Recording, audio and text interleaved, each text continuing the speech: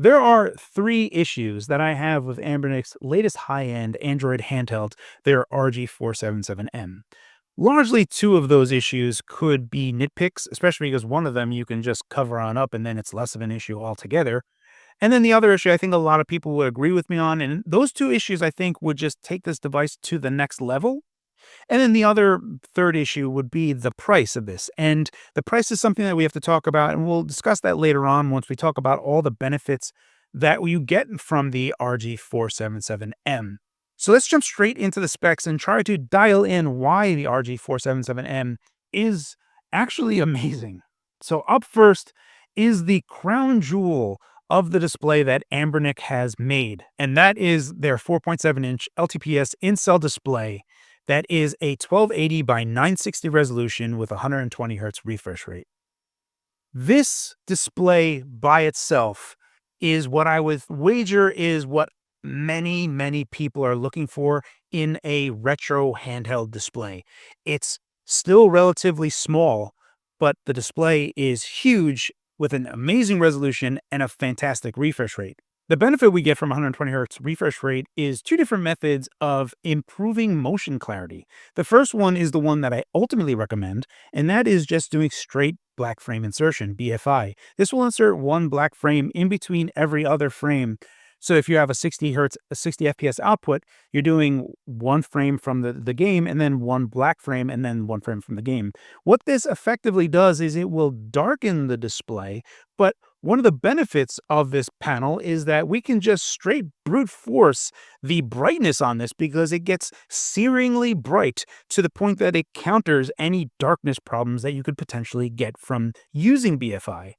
Now, if you wanted to keep that searingly high brightness, you can use shaders like CRT beam simulation, which effectively tries to mimic a CRT scan gun while it have a rolling black frame that is going through. Now, it should be noted that using CRT beam simulation is really the target for that is really using a 240 hertz refresh rate as a baseline, even though it can work on a 120 hertz display, which is why I typically tend to advise using just straight BFI, because even with that darkened frame, the motion clarity that we get all the time and how it just looks, it's just solid. Now, one of the problems that I have with trying to show this to you is that you'll see a lot of flicker, and this could cause problems for some people that are watching this display. So I will try to change this so it doesn't flicker as much to make sure that no one gets any type of seizure or anything from looking at this. So just be mindful that what you're looking at is not what you're going to see when you're actually looking at the device, but is just to show you that it is in fact working. The other side of this is because it has just an alarmingly high resolution, 1280 by 960. What we're going to need is a powerful enough SoC or an APU to drive that. And I'm pleased to report with the Dimensity 8300 that's on here, we have both the CPU and the GPU capable of properly and effectively pushing this panel to what it needs. And with the Dimensity A300, when we're playing games, even just want to take a step back, I do not recommend playing Switch games on this. And with the latest Switch emulation with Eden, we are able to drive Switch emulation on the Dimensity A300, even with a Mali GPU, which has always been kind of behind the eight ball in a lot of respects. It is driving a lot of these perfectly fine. With Red Dead Redemption, we'll see some problems when we have GPU accuracy set to normal, but if we do GPU accuracy set to high, it's still running relatively well considering what the platform is. And if we look at Super Mario Odyssey, we're hitting a fairly consistent 60 FPS outside of whenever we're doing some shader comp. So it is capable of doing Switch emulation, but for the price and the 4:3 aspect ratio, I would not particularly advise this particular unit for Switch emulation, even though it is quite capable of doing Switch emulation. I just think having a 16:9 display for Switch emulation is just going to be a better type of system overall. And there's other devices that we can talk about, which gets down to the price thing. And we'll talk more about that later and how this all figures out. But even when we take a look at some other high-end emulation, with GameCube emulation, F-Zero is a demanding racing game that you really need to play at 60 FPS constantly. And it just handles it. Not only does it handle it, it's handling it at 2x internal res, able to meet this 1280 by 960 panel. So what you get is super crisp visuals. Same goes for PlayStation 2 emulation. We can do 2x internal res, and even games that are really hard to emulate for PS2, which I always show is Burnout 3, plays absolutely amazing on this panel. And when we're looking at other GameCube games and other PlayStation 2 games, I did not really have any problem playing anything, even when I'm challenging it with some of the more harder games to play on this. So overall, with the Dimensity 300, just playing Switch games as well as it is, but kudos to the Eden devs because they're really banging on all cylinders over there.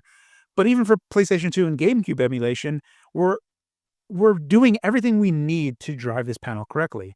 Then if we just take a look at the CPU side, we can take a look at like Sega Saturn emulation. Sega Saturn emulation can be very demanding, especially because some games will not run unless you use the Beetle emulator, which I always show the Dragon Force 2 game running. And this is a clear indicator because it is a CPU threshold, and we need to clear that CPU threshold for you to properly run this game. We just need super fast CPUs to be able to actually tackle meaningful Sega Saturn emulation, and we can totally do that here as well. So when you think about all of the different types of retro games that would be outputting to 4x3, this handheld handles it.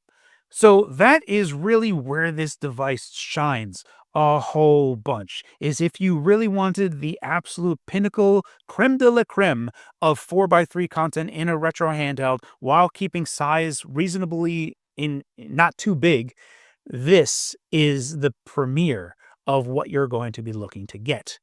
Back to the specs, there are two different versions. The 8GB RAM version will have 128GB of onboard storage, whereas the 12GB RAM version will have 256GB of onboard storage. And largely, that is where the price difference comes in. And now there's also an early bird price as well as a regular retail price. When we look at these, the 8GB version will be $220 for early bird, and the 12GB version will be $270 for the early bird version. And when it goes to outside of early bird, the 8GB is $240 and the 12GB is $290. Now, tariffs will impact this, so anyone in the US will also have to consider that as well. So really, that's a problem insofar as there are so many devices out there and so many price points that this starts to get a little wishy-washy on where this becomes attractive. And I think Anbernic is really trying to lean on the metal side of this to be like premium, but I have some problems with that, and I'll talk about that in a moment. I just want to quickly finish off what we have in the spec sheet. With the Wi-Fi 6E, I was able to use like Xbox's xCloud and play on that. So if you were curious if all that stuff works, all of it works without a beat. And in fact, you can't really see it, but on the back here and with the disassembly, you can see that they actually position the dual Wi-Fi antennas right behind the plastic parts of the metal case. And the reason why that exists is because metal interferes with the radio frequency. So if you just had an all metal thing, you need some place that the Wi-Fi antenna can sit that will not be interrupted by having a metal shell. And they chose it on the plastic parts. All told is that you will not have any particular issue here. It's just to let you know how they're going about designing this. Another thing I want to talk about real quick is the battery. And the battery I just find a little bit funny just because, I mean, you know, obviously they all do it, but I mean, you look at this device and it's super small, and the battery in this is a larger capacity battery than what is found on the Switch 2, which is giganto in comparison. So I just find that funny because, you know, they're not really skimping on the battery here. Having a 20 watt hour battery in such a small device is a well-sized battery, but seeing how big the devices on a Switch 2 and having something that's small in this, I just find it funny. The battery life is what you're going to get to. They claim up to 7 hours. That'll be on like, you know, lower games. You're going to get closer to 4 hours when you're pushing this to its max. So just be mindful of that. And that's pretty much it for like, there's all this other stuff in the specs, but you can just kind of glance at that. I just want to touch base on we've already kind of demonstrated PlayStation 2, GameCube, Switch emulation, Sega Saturn emulation, all these that are really hard to run. But it goes without saying that we still have all that horsepower that we can do other meaningful things. Like we can do proper N64 emulation using the parallel core on RetroArch. with this, we can do very high accuracy and also do higher resolution so that what we effectively get is the best that we can possibly get from N64 emulation that is currently possible at the current time. And I think that is super valuable, right? Because it's not just having the horsepower to do, super high end stuff, but it's also having the horsepower to do emulation correct for a lot of older systems like Sega Saturn and N64. But that's not to say that other systems aren't possible on this machine. Another high end thing is 3DS emulation. You could totally 100% do 3DS emulation and it tackles that no sweat. Likewise, DS emulation works on this, and not for nothing, but on that 4.7-inch screen, when you're playing Nintendo DS games and it's just filling out that screen, it looks so awesome playing the DS version of Contra on this that genuinely there's a lot of games that I look forward to playing on this handheld.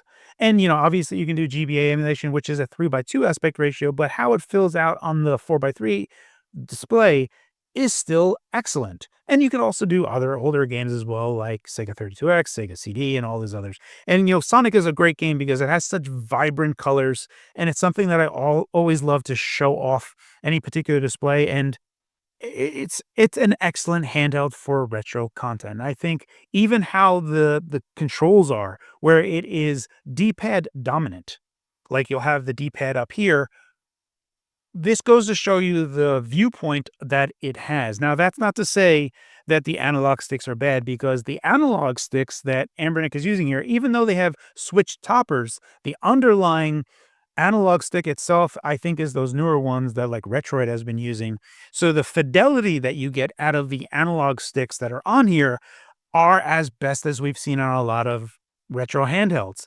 And when you're playing things like Mario 64, the tiniest input is effective. You feel a tension on the control pad. I think the only thing for me that I would have preferred, and this is what I often say, is a concave analog topper. I don't really like switch tops at all. And I prefer like an Xbox, how Xbox's analog tops have always been, and with that concavity. I just feel like it fits my thumb better, how I control is better. I just think having a concave analog topper is the best topper that we can get there, with different types of materials, obviously. But ultimately, having concavity is something that I wish I had. But the fidelity in actually using the analog stick is top notch. Likewise, Anbernic really does D-pads very, very well. And this is no exception. I think that the only thing to make note of here is that the D-pad that is on the RG477M is easier to depress everywhere. And by that, I mean that it is really leaning hard on making sure that no one has fatigue anywhere. And I think Russ often talks about this with the Contra test, being able to push in the diagonals. It requires very little force to push in the diagonals. So if you were worried about having to, like, I call this thumb fatigue, and one of the features that I look for in D-pads is that if you need to constantly push in a diagonal, what winds up happening is if it's hard to press down, it's going to offer fatigue. And something that is easier to will be less so. So it is less on fatigue, but by making it easier to depress everything, the being precise with a D-pad does take a little bit of a drawback. So I do not find the precision on this D-pad. So if you were looking for using this for fighters and stuff, I do not feel that this is to the caliber that Anbernic has done for their other D-pads. And overall, I always give it like an A or a B rating. Most of the Anbernic D-pads that I've been ranking lately are like an A plus. And I would say that this is more like a B plus insofar as precision. But if we were looking at like general gameplay and like for fatigue, it's closer to an A. Overall, A is what I would find it to be. For the rest of the buttons on the face, they're all membrane based. So they are membrane. There are no dome based tactility. The dome based are only on the triggers themselves. And here is where I find one of my big problems with Anbernic devices that have gone back a long time. And it seemed like Anbernic was gone with inline shoulders, but we found ourselves with both the RG Slide and this device where we're back to having inline shoulders. And I don't like inline shoulders. I can't get my head wrapped around what I need to press for R1 and R2. I know what I have to press, but my hand don't really want to press it in that way. So I just prefer just a traditional bumper trigger layout, even if that means that it's going to be a thicker device. But genuinely speaking, with these protruding analog sticks, Where are you putting this? You're not putting this in your pocket because these are still going to catch on your pocket, right? So if there's a little flange over here that sticks out a little bit so that we can have proper shoulders, are you really losing pocketability of the device when these analog sticks are poking out like this? I could understand if the analog sticks were inset so that this is all flush, but they aren't. So why are we getting inline shoulders on this device? I don't like it. I think that's like one of the big nitpicks that I have for this device that would take it to another level where I would be able to more easily recommend this, but we have the inline shoulders once again, which is, in my opinion, a bit unfortunate, but that's where we are. The other nitpick that I have is that we really need to stop making these devices out of metal. There is no benefit to metal outside of this weirdo status symbol of metal being premium. I don't care. I don't care that people will pick this up and they're like, oh, that's heavy. I don't care that metal is heavier. I don't care that metal has this status symbol. Metal also interferes with radio frequency. So you have to design around where you put the antennas on this device, where they have to slap two plastic pieces on the back of the metal case because that's where the Wi-Fi has to go. Or thermal transference, which is the biggest problem of them all. When you are using this device at length for time, because I have been, you will notice that this device gets warm. It doesn't get hot, but it gets noticeably warm in the hand. And it's a constant reminder that you are holding something that is getting hot. And it's just bothersome. But the other problem is that it works the other way as well. When you are carrying this device around with you in your pocket, in your bag, or wherever, and it's winter out, cold is going to eat into this metal, it's going to set into that metal. So that when you are in a bus or in commuting or wherever, when you take it out, it's going to be fantastically cold. So what benefit has metal outside of this weird status symbol that no one's going to care about? I don't get it. Just make these devices out of plastic because you won't have any of those problems. It'll be lighter, it'll be more resistant to thermal transfer, it won't interfere with RF, and possibly cheaper. So I don't know. Why do we have these metal things? And does it even matter when Anbernic is giving these plastic cases that you can put over it anyway? Because this effectively, like I said earlier on this, kind of negates the entire point of it. But then again, why even bother having a metal thing if you're just going to slap a plastic thing around it anyway? So that is the two nitpicks that I have for the RG477M. Outside of that, it genuinely is a fantastic handheld. But we have to kind of understand where this fits in the landscape of other handhelds out there. The early bird pricing, especially the 8 GB model for the $220 model, kind of makes the most sense insofar as the only one that I would recommend at all. I think that the display on this and overall the dimensions and everything else on the handheld is fantastic. But at $220 with other devices that are out in that same price range, it becomes a little bit harder to recommend, and you may already have a device that already satisfies what you're looking for. So really what this is going to come down to is, regardless of whatever the price is, because we're looking at $220 to like $290, regardless of wherever that is, you basically have to be very, very sure that you want a giganto 4.7-inch 4x3 display to properly play 4x3 games without having pillar boxing going on the left and right side. So really, it comes down to, do you want to play retro gaming handhelds in the best way possible on a 4x3 display using 120 Hz, being able to get BFI and getting maximum brightness, pushing through that to get just mind-blowing motion clarity? If you are, then that price tag makes sense. Otherwise, there's other devices on the market that are cheaper or offer other things that it makes more sense to go that route. That's going to be it for my review on the Anbernic RG477M. Thank you very much to my YouTube channel members as well as my Patreon members. Your support really means the world to me, guys. I hope this video was informative. As always, guys, thank you for your time, and thanks for watching.